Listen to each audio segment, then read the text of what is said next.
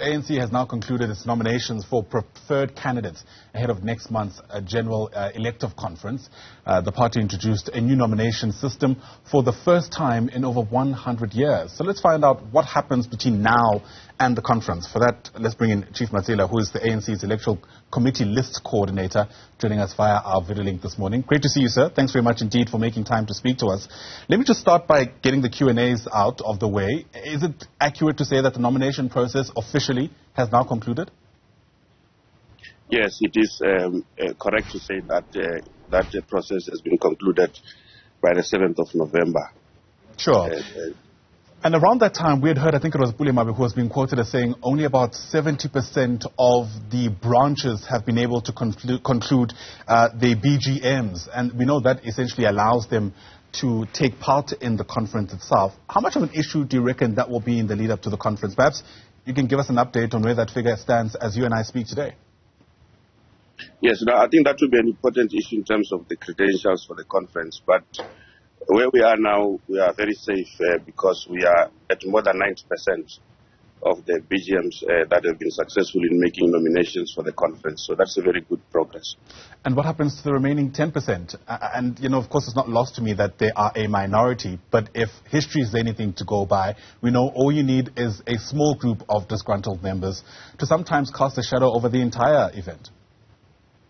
I think we still have a process of appeals that the Electoral Committee will close at the end of this month if there are any issues to be raised in that regard.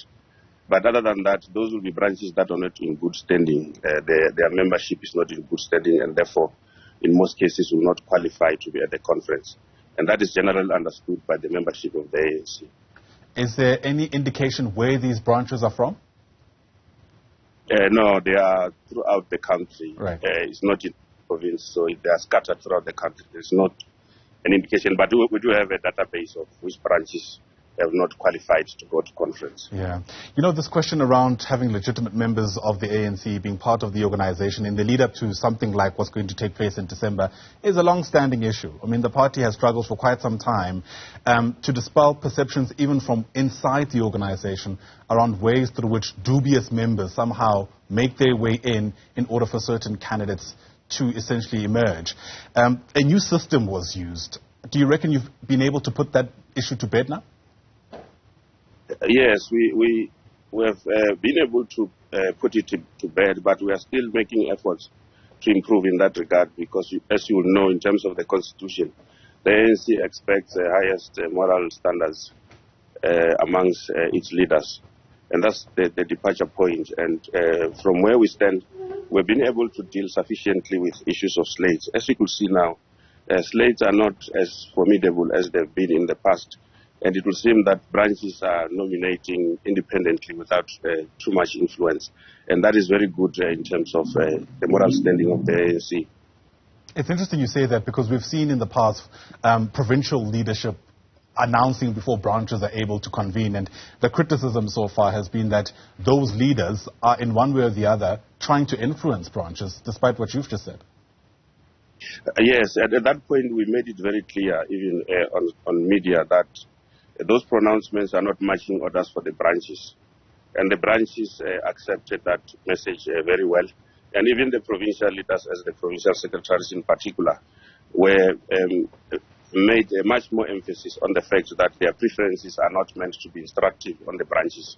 So that meant that the branches could nominate independently without too much influence. I want to speak a bit more about ways through which you're ensuring that this issue around the membership of the ANC doesn't become a sticking matter later on in December. Can you tell us a bit more about this new system that you've used? What does it entail? And how have you ensured that you're able to tighten wherever the gaps were, at least in the past?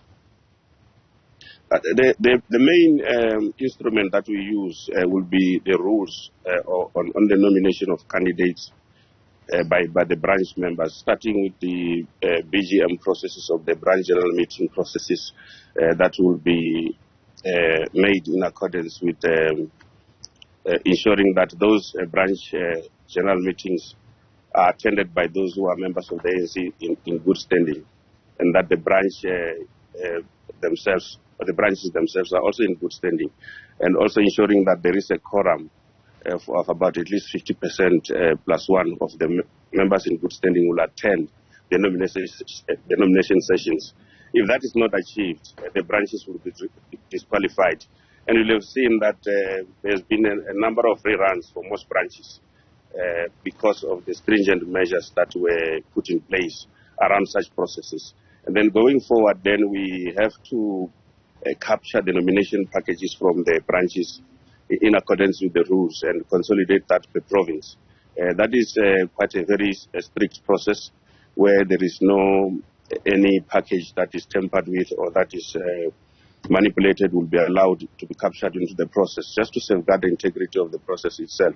So this is where we are now, where we are busy now capturing and consolidating the province, so that we will then publish the names of those that have made it into the ballot. That process itself also is a very thorough one.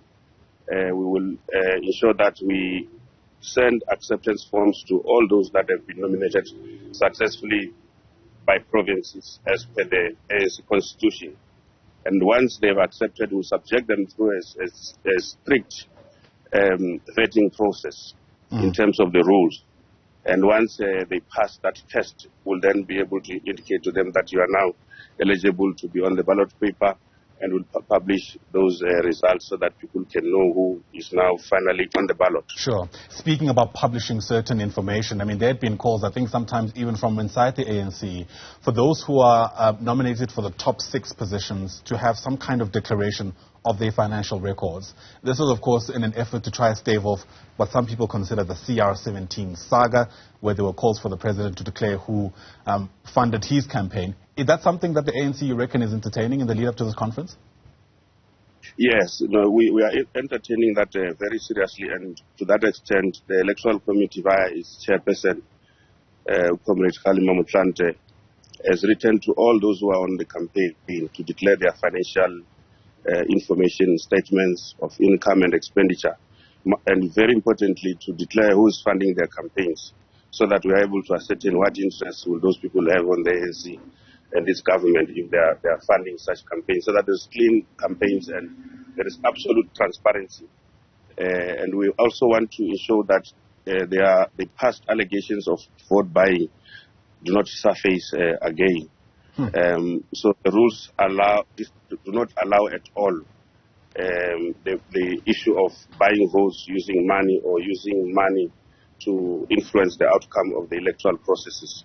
So that is why those disclosures are very, very important, and we are very happy that comrades are beginning to compile their statements. We are receiving them, we are analyzing them, we are scrutinizing each and every correspondence we get, so that we go back with questions of clarity, so that any issues that arise, we are able to respond as the ANC with confidence and with information at hand. Sure. And then avoid such allegations that you are referring to. Sure. Just to make sure we don't misquote you, are you saying that we can expect that those who've been nominated for some of these positions will be forced to declare their financial interests, at least insofar as it relates to the campaign, in the lead-up to this conference?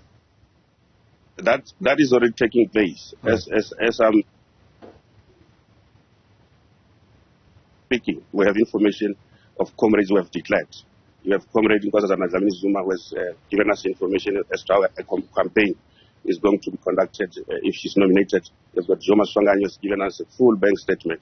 Other comrades have given us their own balance sheets with respect to the expenditure on campaigns. So we are busy analyzing that information for the Electoral Committee, which sits today in the late afternoon, to be able to scrutinize some of the information and chart the way forward. That is work in progress. All right. Chief Matsila, thanks very much indeed for speaking to us. Really do appreciate your time. Matsila is the ANC's Electoral Committee List Coordinator, speaking to us about what happens next between now and when the ANC finally sits for their 55th elective conference in December.